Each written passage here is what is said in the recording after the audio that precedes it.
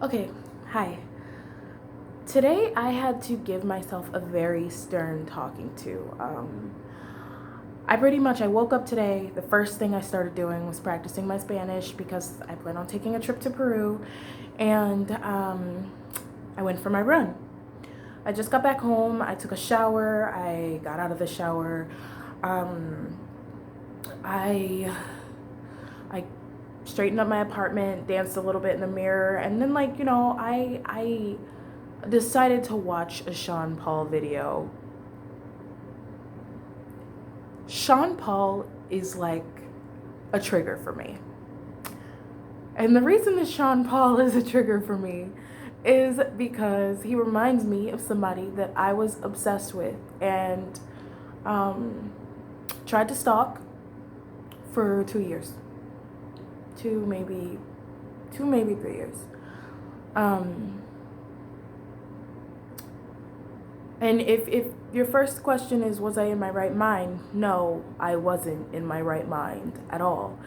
I became obsessed with somebody at a festival. I decided that it was okay to do Molly one day at the festival, and I had done it before, and I was never sexually attracted to anyone. I was always like dancing with my friends and having fun, and it was never like something where I wanted to have sex with anyone. It was just something that was fun to do, and it was just something that just you dance and I didn't it was never something that became dangerous for me. And it was probably the best day of my life, actually. Best 4 days. The festival was 4 days, and it was absolutely fantastic. I had the most fun I had ever had. I was sheltered as a kid for the most part, so like to be able to get out and to finally enjoy myself the way I had always dreamed of enjoying myself, I it felt like a need in my soul just to have that much fun. Felt like a need for me. It felt nothing short of breathing or drinking water. It felt really good. um First 3 days were really good. The fourth day was amazing too. My friends, I had slept in the fourth night we were there. So my friends, as I caught them coming back to our tent, I was leaving, and we didn't stay together the whole time. It's people are everywhere.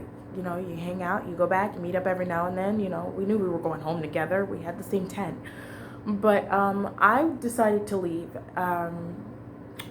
that night, and they're like, oh, we're going in. And I'm like, oh, they're going inside of the tent. And I'm like, okay. She's like, well, you had a Molly left. Did you want to do it? And I was like, hell yeah, I do. So I ended up doing it. By the way, I'm not someone who has a drug problem or anything. God damn it, I have an eyelash in my eye. I've never had a drug problem. I smoked a lot of weed at that time. I was like 18. Um, so it was never like I didn't have an opportunity to have a drug problem. My mom would beat my ass. So I take my last Molly. I bring some water with me so I don't get dehydrated, and I meet up with a group of friends. They're like, yo, you should come with us. You should come party with us. I'm like, hell yeah, I'd fucking love to. So we walk down the hill together, talk, laugh. I'm enjoying the trees, the stars. There's no bad energy, no bad vibes. Everything's cool because everyone's life is cool. And you know, we go down to the pavilion, which is like a stage set, and there's a DJ down there. And I see the most beautiful man I've ever seen in my life. Now, I don't know if this was the Molly or if it was me, but like he wasn't beautiful when I first looked at him, because I'm not like a looks type of a girl. That's not my thing. So like I looked and I looked back and I kept minding my fucking business. They played music, I start dancing. He starts dancing in circles around me. I'm like, this is a ballsy ass fucking dude. I can deal with that. Like, that's so dope. Like, how often do random men just dance around me? Because I'm, for some reason, intimidating to men. So, they're like, Destiny, you should come with us. You should come on the bus with us, because the music stops when we're about to leave. And he takes my hand. He's like, I don't think you want to go with them. And, I'm like, I don't think I want to go with them either. So, anyways, after that, I just wanted to go with him, and like I didn't question it. It didn't feel unsafe. I just knew I wanted to go with him. So I don't know. I felt like it was a definitive choice for me, and I had been under the influence, alcohol, drugs. Sex wasn't. It's not been the first thing that comes to my mind when I do these things. It's just fun when I do these things. He was interesting to me and honestly very hot and very attractive, and he spoke Spanish and I think another language because he kept interchanging like between the languages, and I just thought that was really cool. Like I assumed he didn't know a lot of English, so he just like spoke the other languages because that's just what he knew. Anyways, we started walking up the hill. He's going up to the same place we camped at, found out that he camped at the same place, and our conversation was just so interesting to me. Like, I didn't expect the conversation to be like interesting, and it just was interesting. And I guess it was interesting because it was about me. But I didn't mean for it to go there. I asked him certain questions, but I wish I would have listened better. I don't think I listened the way that I should have listened, but he asked me questions and he seemed very interested in me, and he told me he told me things about myself that I guess I felt like I didn't know. And I thought that was really cool. We ended up kissing under the stars that night. Absolutely beautiful. I felt like I was in a dream. And he asked, I told him I had a boyfriend, and I was just like, I felt really, and it wasn't my boyfriend. He was actually a very manipulative, abusive boyfriend. He was really shitty, but I told him that anyways because I felt like there was a certain amount of me that was loyal to this guy anyways. Even though he was an asshole. That dude was an asshole. The dude I was dating was a dick, okay? We ended up going to his tent, and I was talking a lot. I was talking so much because I was just so infatuated and in awe about this person, this bright and shiny person that I met. And I remember, like, I knew what we were going to do. I wasn't, I knew that we were going to end up being sexual to some degree. Well, he ended up eating me out first. I was so nervous because obviously we're camping. Like, I couldn't have showered the way that I would have liked to shower, and I just felt disgusting that he was eating me out. He said I tasted like popcorn. I eat so much fucking popcorn. So weird. It was disgusting. Ew. Anyways, he eats me out, and I see the whole universe explode in my fucking head. Like, I see the universe explode in my mind. And I don't know if that was my first orgasm or what, but it was amazing. I had never experienced that before, especially from head. So I'm like, what the fuck is wrong with you? So anyways, we ended up being sexual. And, he had I think it was small. But I didn't care. I didn't care. That wasn't I didn't give a fuck. I was like, we can make this work. Toys exist, things like that. If someone's willing to be gay, I don't get why the whole having a big penis thing is a really big deal, because lots of people are willing to be gay. And like, as long as toys are able to be involved at some point, I think that's really cool. But I don't know. That's a certain open-mindedness in me. I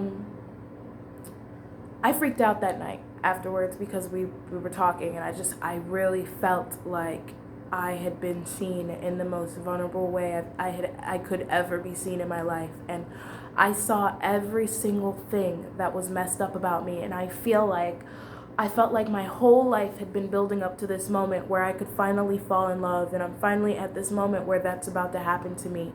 And I had done so many things in the past that prevented me from being able to fully enjoy my moment.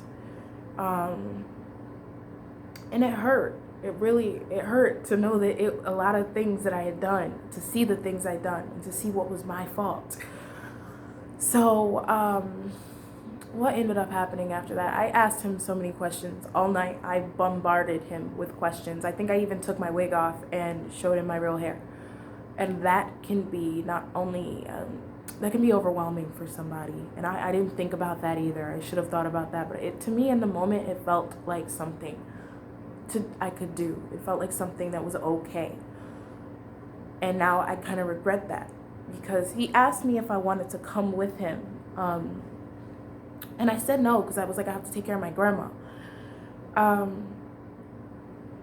it's not like I was doing the best job at that either. I just felt obligated to be with my grandma. It just felt important to me.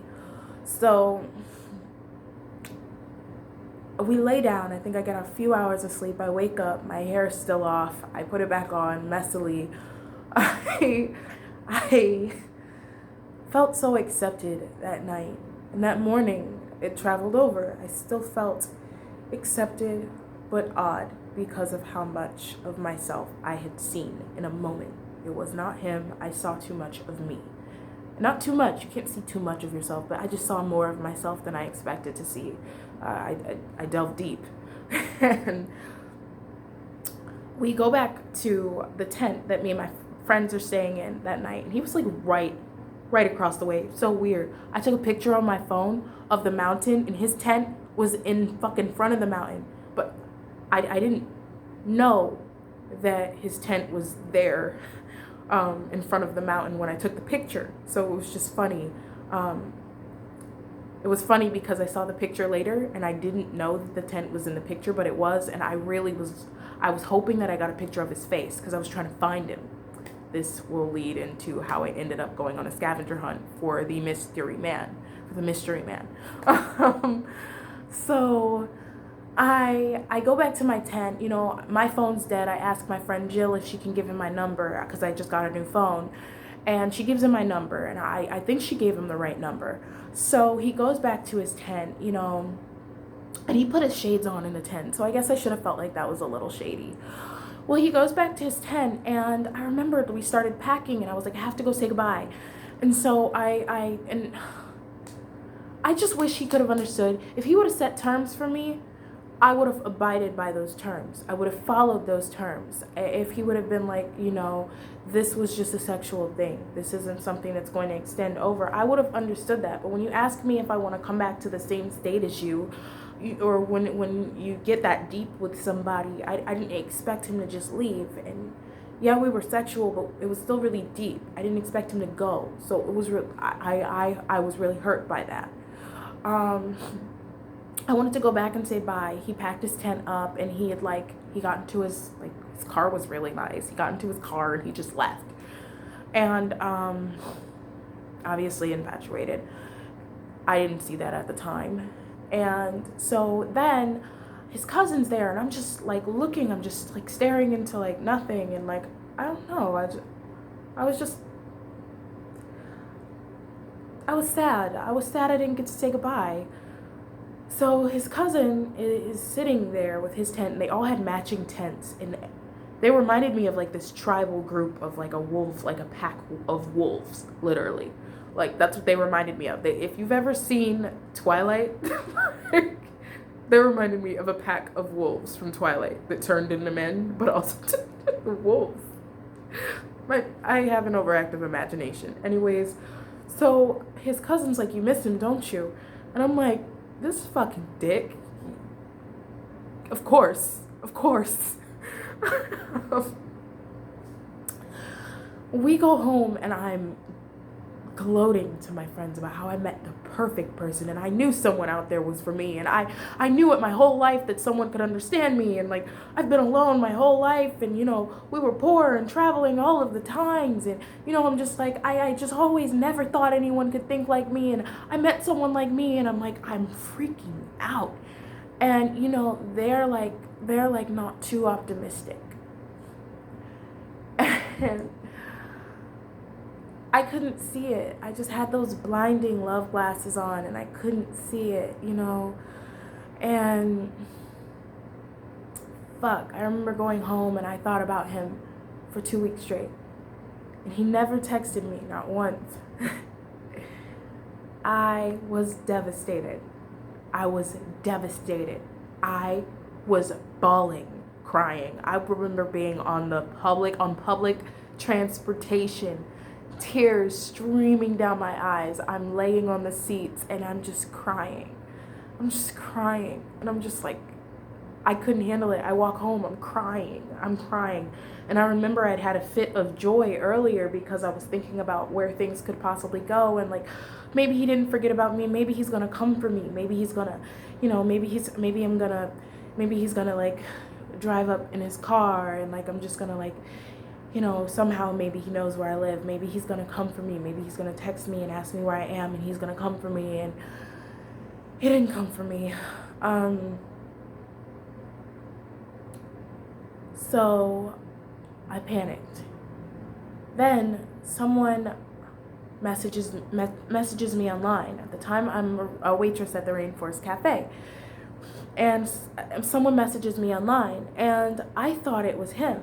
Hispanic dude. And his name was like Juan, and I told you he interchanged between languages, so I didn't get the clarity of a lot of things he said. I got clarity of a lot of things he said, like the descriptive adjectives, things like that. But I remember his age too. I know what age he would be today.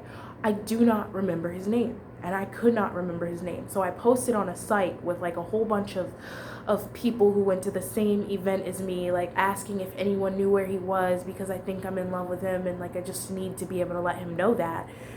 And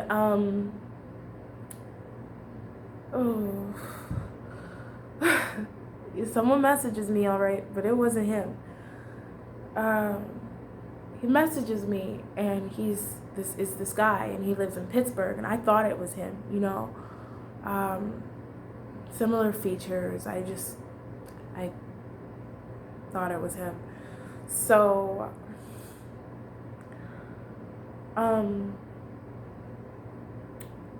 we talked every day. We FaceTimed every day, and he told me he was like, I'm not the guy you think that I am. And so we FaceTimed every single day. I talked to this guy day in and day out, night and day. And honestly, like, I guess because I thought it was him, I treated it like it was him, even though he told me multiple times it's not who he was. And like, I just was not listening. I was crazy. I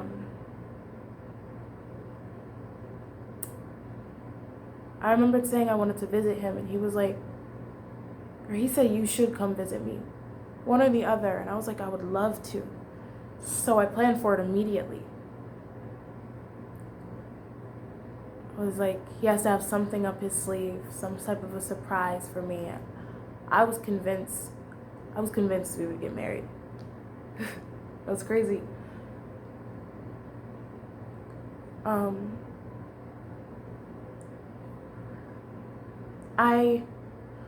I put in a 2 weeks notice at the Rainforest Cafe, and everyone told me, they were like, we think you're moving, we don't think you're coming back. I was like, well, I'm getting a month ticket, so I should be coming back.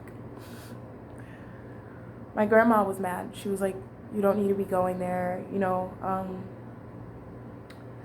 don't want you to go. And I told her, I was like, I'm only going to be gone for a month.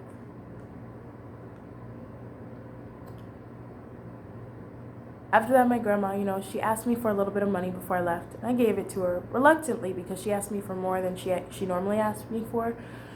And I was just going on a trip. So I was kind of like hurt, because I had paid my part of the rent. I just didn't think she would ask me for as much as she did ask me for at that moment in time.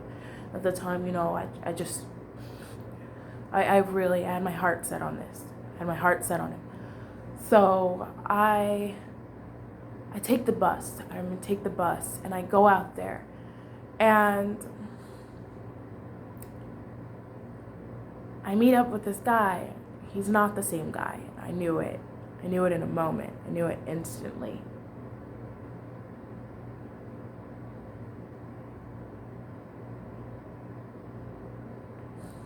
We ended up, we lived together, obviously, when I went out there. He showed me Pittsburgh, which is a beautiful city. It's so amazing.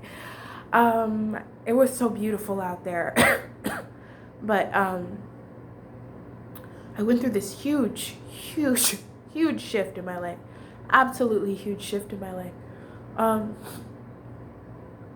Everything fucked up about me had been zeroed in on. And in a moment, I realized that everything was not everybody else's fault, but that I was to take blame for a lot of things in my life.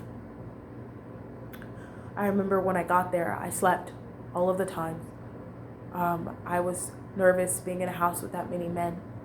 I I tried to get a job. It was really hard for me. I think a lot of people thought like that my move was too sporadic, and it was too sporadic. And so I don't know. Obviously, I ended up being in a relationship with this guy and found out that he was doing like heroin and like really bad drugs, and I couldn't be there anymore. He ended up having sex with a girl in the same room as me. You ask how I got myself in that situation: desperation and stupidity. That's how you get yourself in that situation. I got my bags and I was like, I can't do this anymore. I left. I barely had any money, especially after my move there. My ticket wasn't due for another 2 weeks. So I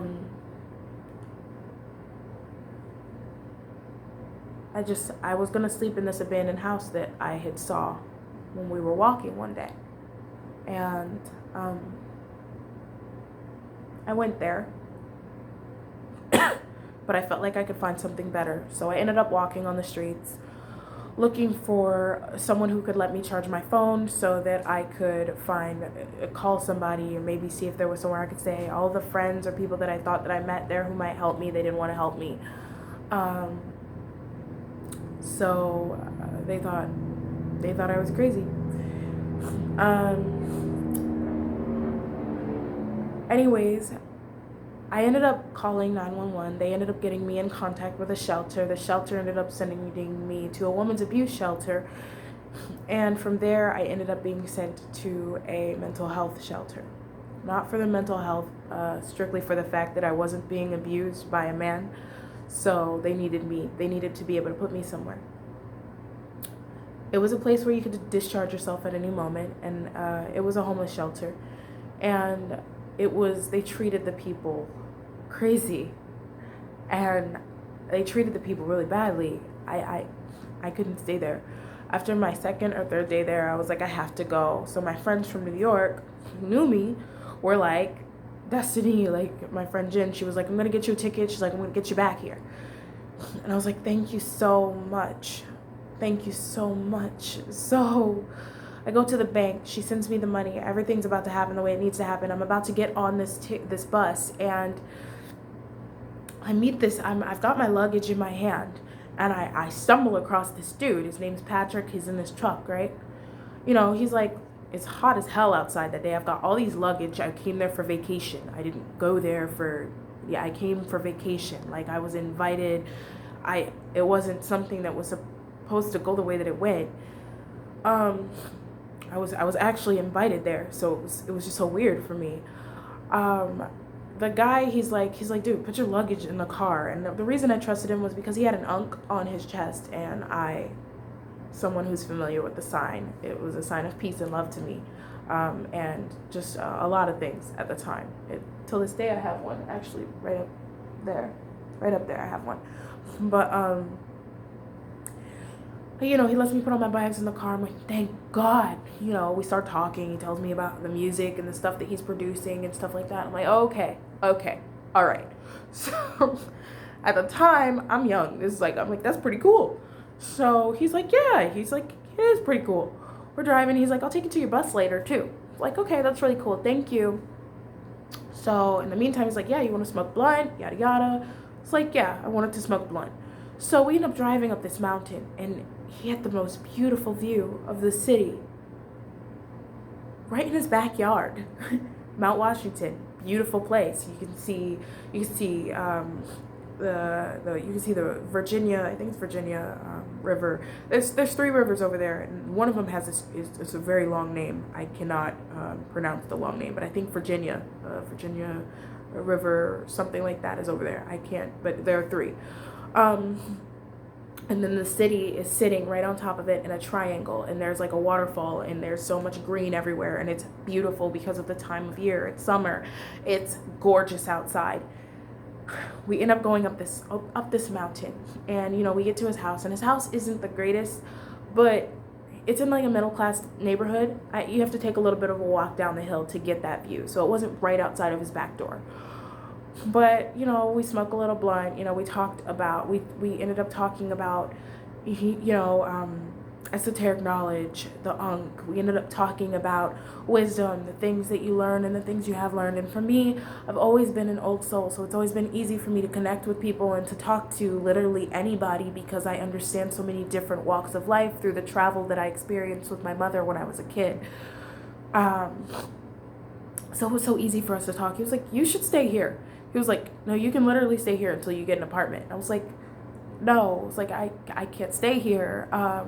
He's like, no. He's like, I'm telling you, you should stay here. So I was like, it's something I'll think about. I still had my ticket.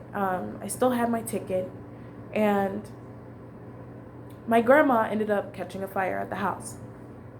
So my grandma called my mom and asked my mom my grandma called my mom and asked my mom if she could come get her because she didn't want to be by herself. And I was over here juggling if I wanted to live in this other state or if I wanted to go back home selfishly. I left my grandma.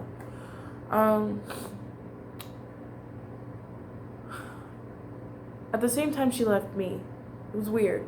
They threw all my stuff out. Everything ended up going in the garbage. All of it, anything that I had paid the rent. So I thought, I didn't leave her because I thought I had a month. So I was like, I need to come back there. I have to come back there. I gotta go get my things. So, and, oh, frick. I thought there was an opportunity amidst being around a producer, someone who's into art. I'm like, yes, this is an opportunity I can take hold of. But I also knew I had to go back because all of my things were there. My cat was there, for crying out loud. So my grandma says she's leaving. They throw all my stuff out. I told Jen, I said, you got to go back to the house because you got to get my cat because they're throwing all my stuff out. So she goes back to the house. She gets my cat. She keeps my cat. I was like, thank God. I had to find a job at this point. I was homeless, really homeless this time. So my mom comes from Arizona to go get my grandma from New York. I'm homeless. I'm like, what am I going to do? I'm looking for a job like crazy. I end up walking into a strip club. They give me a job as a cocktail waitress. I was like, yes, thank you, God. I was hoping I got it. I had my fingers crossed. And he was like, how do you know you're going to get this job? You need to be applying for other jobs. Like, I know I'm going to get it. I don't have to think about it. I know I'm going to get this job. Lo and behold, I get the job. He's like, yes. He's like, I'm so happy for you. I told him I would be off of his couch within 2 weeks with enough to give him a little bit of rent and to be able to pay my own rent, which I did. I left him a letter and I left him a key because I knew he didn't really want me to leave. I wasn't sexual with him. There was nothing like that. He helped me out. He wanted me to be, but I wasn't. I ended up getting my own apartment, my first own apartment, roommate situation. And it was kind of dirty, but I did get to stay on Mount Washington and I had my own room. It was all furnished. And I later went on to decorate that room and it was beautiful. 27 minutes. Damn it, the story's getting long. Okay, what happens after that?